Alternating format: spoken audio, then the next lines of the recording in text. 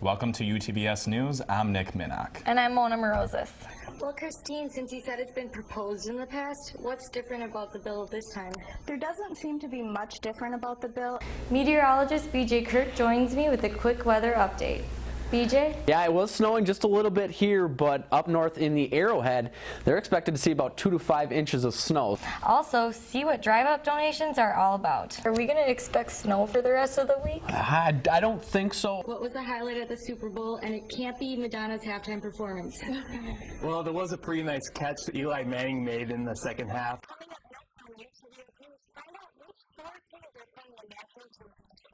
Everyone's favorite pests are back, and find out how you can keep them away. But first, family disputes are coming to a head in the Trayvon Martin case.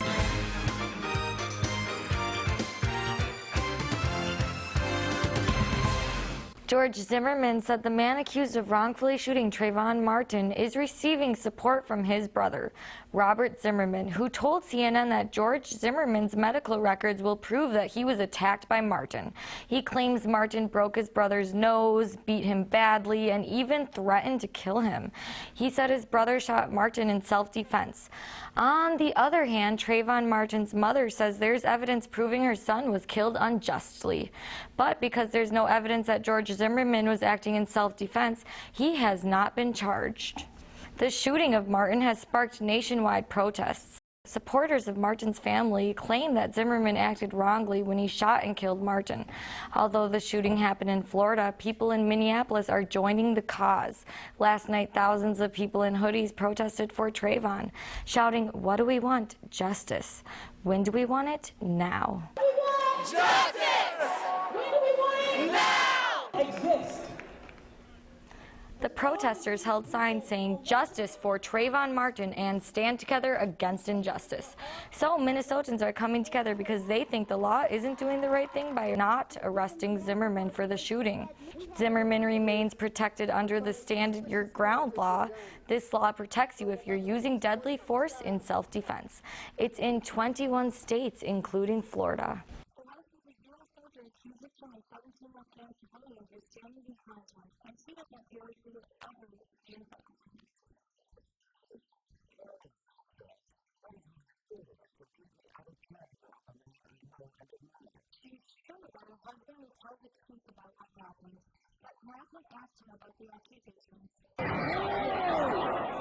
Hundreds of students at the University of Massachusetts Amherst rioted on campus after the Patriots lost the Super Bowl.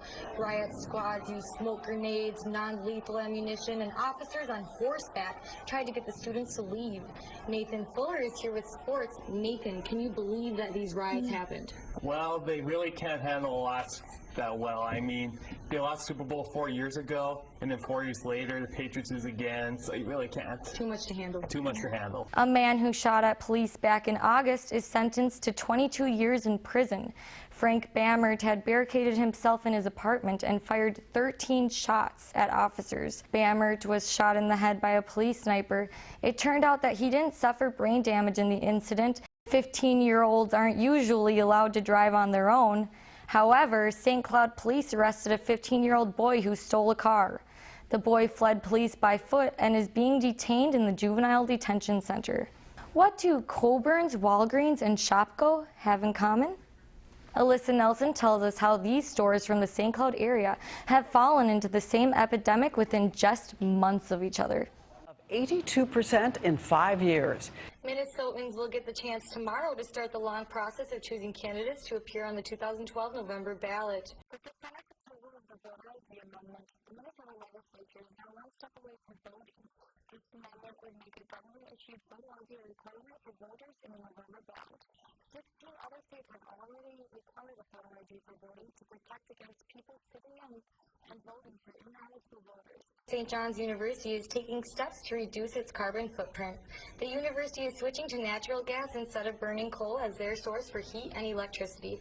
They have signed a contract to purchase natural gas through next fall. Switching to natural gas also couldn't have come at a better time since it's dropping in price. Still ahead, find out the meaning behind American Indian powwows.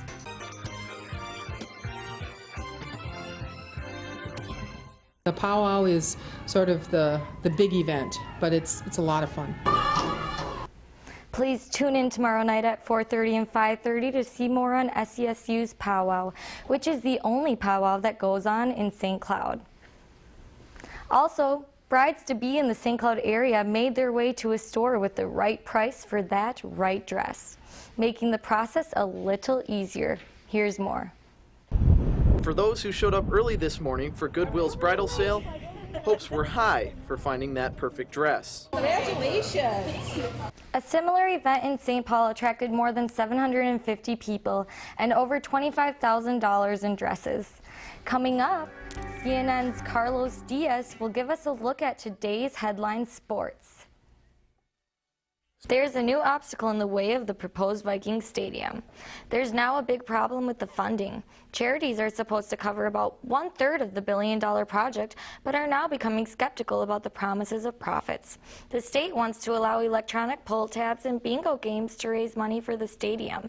The charities are unsure about the taxing and the gambling operations because of the potential opposition. Batman's back! Find out why Batman got pulled over in his Batmobile.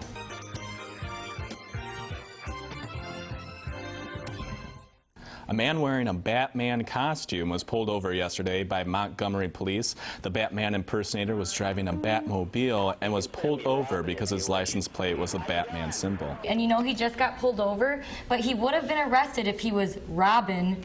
Oh.